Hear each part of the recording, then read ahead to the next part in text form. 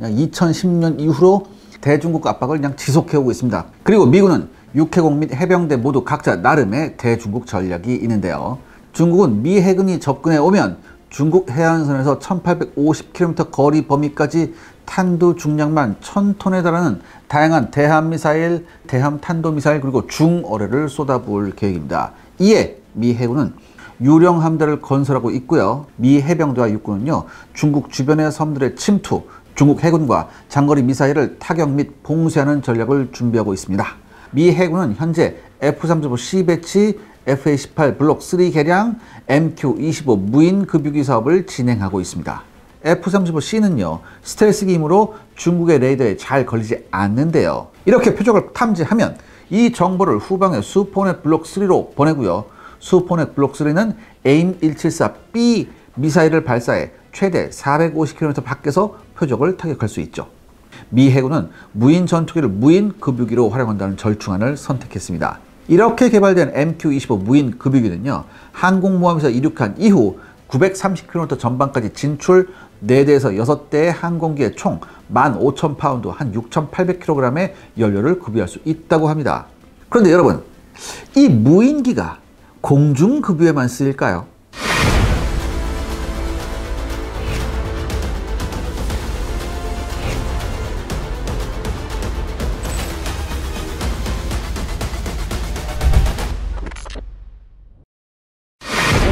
무인 공중급유기가 또 다른 용도로 쓰일 수 있다고 하셨거든요.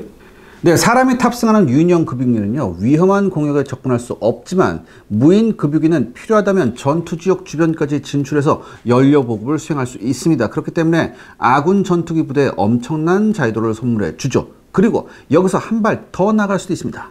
MQ-25는요, 기본적으로 스텔스기를 목적으로 개발되지 않았지만 여러분 보시다시피 그 형상을 보면요, 언제든 스텔스 무인 전투기로 개조될 수 있는 잠재력을 가지고 있습니다. 실제 MQ-25를 개발한 보잉사는요, MQ-25의 레이더 반사 면적이 기본적으로 낮으며 일부 동체를 개량함으로써 우수한 스텔스 성능을 확보할 수 있다고 얘기했어요. 그리고 MQ-25는요, 막대한 연료 탑재량을 가지고 있고요. 이 공간에 만약에 무장을 내장하는 웨펀베이를 장착하는 것만으로도 강력한 무인 전투기로 거듭날 수 있습니다. 미 해군은 MQ-25 덕분에 기존 유인 전투기의 항속거리를 무한대로 늘림과 동시에 무인 전투기를 항공모함에서 이착륙시키는 기술을 포함한 무인기 운용 기반을 확보할 수 있게 되었습니다. 덕분에 중국이 자국 항공모함에 무인 전투기를 배치하겠다는 말이 나오는 순간 미 해군은 대량의 무인 전투기를 실전 배치할 수 있죠.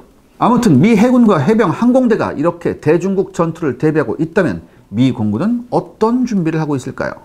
미 공군의 대중국 전략은 무엇인가요? 네, 미 공군은요, 중국에 대응해 B-52 폭격기로 운반되는 AGM-183A 에로 극초음속 미사일을 개발함과 동시에 얼마 전에 B-21 스텔스 폭격기가 첫 비행에 성공했죠. 그리고 정식으로 발표되지 않았지만 미 공군이 스텔스 대형 급유기를 개발하고 있다는 사실은요, 공공연한 비밀입니다. 무엇보다 대중국 전략의 핵심은 B-21 스텔스 폭격기로서 앞선 B-2보다 발전된 스텔스 능력을 갖춤과 동시에 항속거리가 14,000km에 달해 미 본토에서 직접 중국으로 침투해 들어갈 수 있습니다. 그리고 흥미로운 아이디어의 산물로 래피드 드래곤이 있는데요. 이건 누가 봐도 대중국용입니다. 미 공군은 2010년대 말부터 AFRL, 즉 미국 공군 연구실 주도 하에 미 공군의 표준형 장거리 공대지 미사일인 JASSM-2R을 대량으로 발사하는 연구를 시작했습니다. 이를 전문적으로 팔레트와 무기 시스템으로 호칭하는데요. 사업 명칭은 래피드 드래곤입니다. 참고로요, 팔레트는 불어 발음입니다. 화물을 쌓는 틀이나 대를 말하는 거죠. 주로 이제 지게차로 하역 작업을 할 때 이게 팔레트라고 하는데, 원래 이게 영어 발음은 팰릿이에요. 그러니까 한마디로 틀을 규격화했다고 보시면 됩니다. AFRL은요, JASSM-2R과 C-130 수송기를 개발한 록히드 마틴에게 사업을 발주했고요. 록히드 마틴은 2022년 11월 초반 MC-130J 특수전 수송기를 사용해 노르웨이해 상공에서 AGM-158B JASSM-2R 4발이 담긴 컨테이너를 투하했죠. 수송기에서 투하된 컨테이너는요, 낙하산을 사용해 천천히 하강한 이후 공중에서 JASSM-2R들이 분리되면서 발사되었고요. 정해진 목표에 정확히 명중했습니다. 미 공군이 래피드 드래곤 사업을 진행한 이유는요, 중국과 러시아 등의 적대국의 대량의 순항미사일을 발사, 적군의 방공망과 기타 핵심 표적을 인력에 파괴하기 위함이죠. 미 공군의 주력 순항미사일은 제스մ-2R은요, 경량화를 위해 노력했지만 그럼에도 F-16에는 2발, F-15에는 4발만 운용할 수 있을 뿐입니다. 따라서 대량 발사에는 어느 정도 한계가 있죠. 이와 비교해 래피드 드래곤 체계를 사용하면요, 미 공군이 보유한 C-130과 C-17 수송기를 사용해 이론적으로 100여 발 이상의 제스մ-2R을 동시에 발사할 수 있습니다. 그리고 널리 알려졌듯 AGM-158B 제스մ-2R 순항미사일을 일부 개량해 개발한 것이 바로 AGM-158C 라즘 공대함 미사일이죠. 이 래피드 드래곤 운용 방식은요, AGM-158B 제스մ-2R 순항미사일을 묶은 팔레트를 수송기에 탑재한 이후에 미 공군 사령부가 위성을 통해 보내는 목표 위치 정보를 입력한 것만으로 발사 준비가 끝납니다. 수송기는 미사일 팔레트를 투하하는 것만으로 임무가 끝나는데요, 제스մ-2R의 사거리가 900km에 달하기 때문에 수송기는 아주 안전한 공역에서 임무를 수행할 수 있죠. 정리하면 래피드 드래곤 사업을 통해 미 공군은 중국 해군에게 100발 이상의 대함미사일을 쏟아부을 수 있는 기술을 확보한 셈입니다. 정말 무시무시한 기술이죠. 그런데 미 공군은 두 번째 래피드 드래곤 테스트를 진행했다고 합니다. 미 공군은요, 2023년에 태평양 지역에서 실시된 모빌리티 가디언 2023 훈련 당시에 래피드 드래곤 테스트를 진행해 성공했다고 밝혔습니다. 신형 스텔스 폭격기도 항목하겠죠? 네, 미 공군 대중국 전략의 핵심은요, 바로 B-21 스텔스 폭격기입니다. B-21 개발은요, 순조롭게 진행되고 있지만 미 공군은 B-21의 중량과 크기와 같은 기초 정보조차 공개하지 않고 있죠. 그래서 추정에 의존해야 하는데요, 미 공군이 B-21을 위해 건설한 폭격기용 쉘터를 보면요, 그 크기가 50 곱하기 25m에서 60 곱하기 30m 내외의 규모입니다. 75 곱하기 38m 규격인 B2 폭격기용 쉘터보다는 좀 작아요. 한둘레 이상 작죠. 미국의 전문가들은요, 이 B2와 B-21 쉘터를 비교해 추정한 B-21의 크기는요, 전장이 17에서 20m 사이, 날개폭이 45에서 50m 정도로 앞선 B2와 비교해 전반적으로 20에서 25% 정도 소형화되었지만 오히려 날개폭은 보다 넓어졌다고 합니다. B-21의 크기가 작은 것은요, 오랜 B2 운용의 결과인데요, 정밀 유도 폭탄의 등장으로 인해 대량의 폭탄을 투하할 일이 거의 없다는 사실이 확인되었기 때문이죠. 그리고 강력한 공군력을 가진 중국을 상대로는 숫자도 중요하기 때문에 B-21의 양산 가격을 낮춰서 그 숫자를 늘리는 것이 합리적이라 판단했기 때문입니다. 그렇다면 B-21의 작전 능력은 어떤가요? B-21은요, 크기가 작아졌지만 그래도 3만 파운드, 약 14톤 내외의 무장을 탑재한 상태에서 대륙간 비행이 가능합니다. 무엇보다 B-21의 최대 장점은요, 초광대역 레이더 스텔스 성능이죠. 미 공군의 스텔스 폭격기 B2나 B-21은요, 꼬리 날개가 없습니다. 그 이유는 현재 개발된 UHF 대역이나 VHF 대역의 주파수를 사용하는 스텔스 탐지 레이더가 바로 꼬리 날개 등의 돌출물을 탐지해 스텔스기도 잡아내기 때문이죠. 이 문제에 대응해 B-21은 꼬리 날개를 없앴고요, 러시아와 중국이 미국 스텔스기에 대응해 개발한 현존하는 모든 레이더에 탐지되지 않는 것으로 알려지고 있습니다. 물론 중국도 B2나 B-21의 위험을 잘 알고 있기에 레이더 탐지는 포기하고 그 대신에 거의 모든 전투기에 IRST를 장착해서 탐지하고자 노력하고 있는 중이죠. 그럼 B-21은 중국군의 방공망을 어떻게 돌파할 수 있을까요? 미 공군은 B-21 개발 사업을 진행하면서 동시에 B-21을 호위할 수 있는 무인 전투기 개발 사업을 함께 검토했었는데요. 아쉽게도 너무 비싼 개발비로 인해 우선은 중단되었습니다. 하지만 여전히 사업은 남아있고요. B-21 배치가 본격화되면 향후 개발 사업이 부활할 것이라는 분석도 많습니다. 미 공군은 B-21의 생존성을 높이고자 B-21에서 직접 중장거리 공대공 미사일을 발사하는 연구를 지속하고 있는데요. 현재 미 공군은 AIM-120 암람을 대체할 AIM-260 공대공 미사일을 개발하고 있지만 보잉사를 통해 람을 별도로 개발하고 있습니다. 이 람은요, Long Range Air-to-Air 미사일, 즉 초장거리 공대공 미사일을 뜻합니다. 이 람은요, 공대공 미사일 후방에 2단 로켓 모터를 추가해서 사거리를 늘린 모델입니다. 사거리가 공개되지 않았지만 최소 300km가 넘을 것이라는 분석이 많죠. 미 공군이 연구 중인 람은요, 그 크기가 커서 F-15EX와 같은 대형 전투기 외에 B-21 폭격기가 자위용으로 운용할 것이라는 분석도 있습니다. 또한 B-21에는 미 공군이 연구 중인 공대공 미사일 요격 무기체계인 MSDM이 최초로 장착될 가능성이 높죠. 이 MSDM은 미니어처 셀프 디펜스 미사일, 즉 소형화된 방어용 미사일이라는 뜻입니다. MSDM은 적의 공대공 및 지대공 미사일을 향해 다수의 초소형 요격 미사일을 발사하는 방식으로 작동되죠. MSDM의 크기와 성능은 아직 공개되지 않았지만 아무리 소형이라도 역시 어느 정도 크기를 가지므로 B-21과 같이 내부 공간에 여유가 있는 폭격기에 우선 배치될 가능성이 높죠. 하지만 무엇보다도 B21의 무서운 점은 따로 있습니다. 시청자 여러분들의 구독과 좋아요는 영상 제작에 정말 큰 도움이 됩니다. 여러분들 부탁드리겠습니다. 구독과 좋아요. 이것이 무엇인가요? B21의 마지막 능력이 바로 선택적 유인 조종 체계입니다. 보통 이제 옵셔널리 맨드라고 하는데요. 필요하다면 무인으로 폭격 임무를 수행할 수 있다는 것이죠. 이 능력은요, 평시에도 사용돼서요, 장거리 비행이 기본인 B21 조종사들의 피로감을 크게 감소시키는 데 활용할 수 있습니다. 또한 무인 비행이 가능하기 때문에 조종사들이 B21을 운용하는 것을 넘어서 앞서 언급한 무인 전투기와 같이 작전하는 아군 전투기를 지휘 및 지원하는 임무를 수행할 수 있습니다. 미 공군 연구소나 노스롭 그루만 등은요, 이와 같이 승무원을 파일럿이 아닌 지휘자나 시스템 오퍼레이터로 활용하는 전투기 체계를 6세대 항공기의 주요 구별점으로 거론하고 있습니다. 이를 반영해 미 공군은요, B21 공개 행사에서 이 신형 폭격기를 세계 최초의 6세대 군용기로 설명했습니다.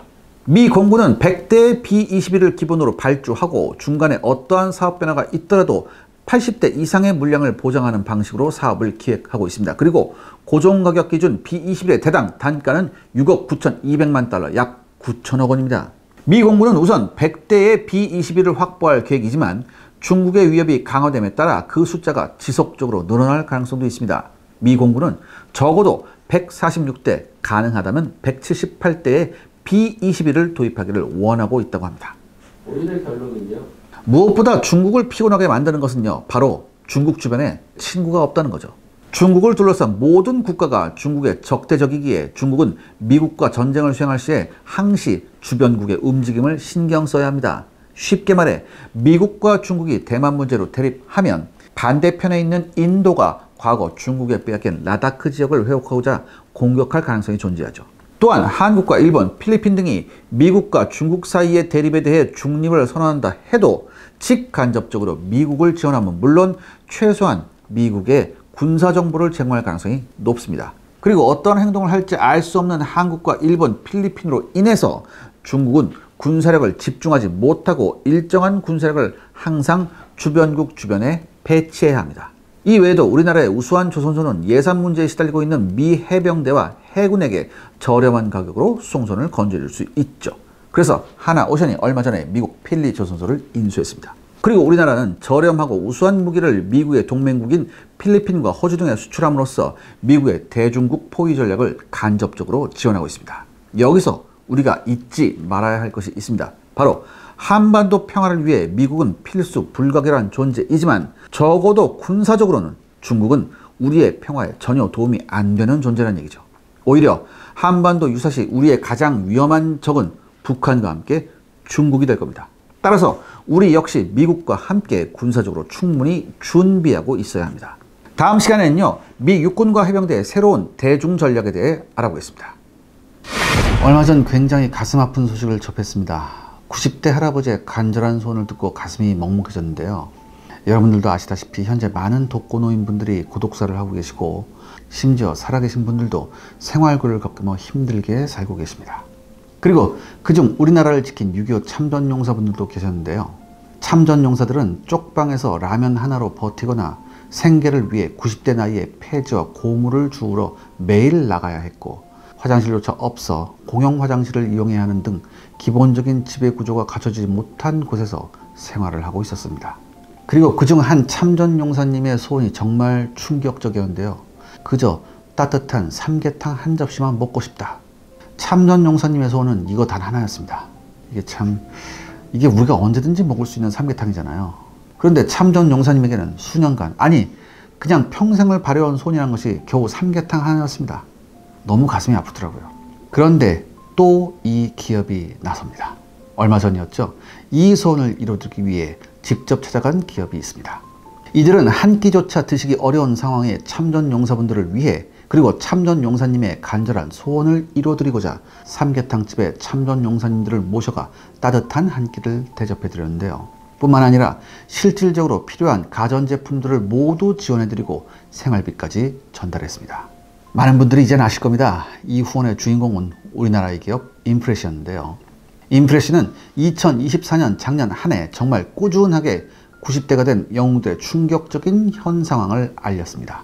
그 중에는 말도 안 되는 주거지에 계시는 분들도 계셨고, 정전 이후 정신질환으로 수십 년을 방에 갇혀 쓰레기를 모으고 있는 참전 용사님도 계셨습니다. 그리고 많은 기사가 보도되며 이 일들이 우리에게 얼마나 심각한지를 알게 해주었죠. 실제 참전 용사님들에 대한 관심이 급증했고요. 후원의 손길이 이어지는데 많은 도움을 주었습니다. 뿐만일까요? 지금 해외 경매 사이트에서 거래되고 있는 한국의 유물들을 가져와서 대한민국 국민들의 이름으로 기증하고 있는 프로젝트도 진행하고 있습니다. 또한 시각장애인들을 위해 가게들의 점자 메뉴판을 무료로 배포하고 있고, 보육원에 후원하는 등 다방면으로 놀라운 행보를 보이고 있습니다. 그리고 지금 이 순간에도 모두가 함께 할 수 있는 후원의 창구를 열며 기업명이 아닌 동참한 우리들의 이름으로 전달하고 있는데요. 자, 오늘 소개해드릴 후원 굿즈는 바로 이 시그니처 볼캡입니다. 이 볼캡은요, 참전용사분들의 희생과 헌신을 기억하고자 제작되었고요. 뒷면의 심볼은 인프레시의 로고임과 동시에 나라를 지켜내기 위한 그들의 힘찬 날갯짓을 표현하고 있습니다. 이 역시 수익금의 일부가 참전용사님들께 후원되고 있다고 합니다. 2025년 새해가 밝았습니다. 해가 지날수록 참전용사님들의 별세 소식이 많아지고 있습니다. 여러분의 따뜻한 관심과 동참이 필요할 때입니다. 고정 댓글을 통해 후원 굿즈를 꼭 한 번씩 확인해 주시길 부탁드립니다. 감사합니다.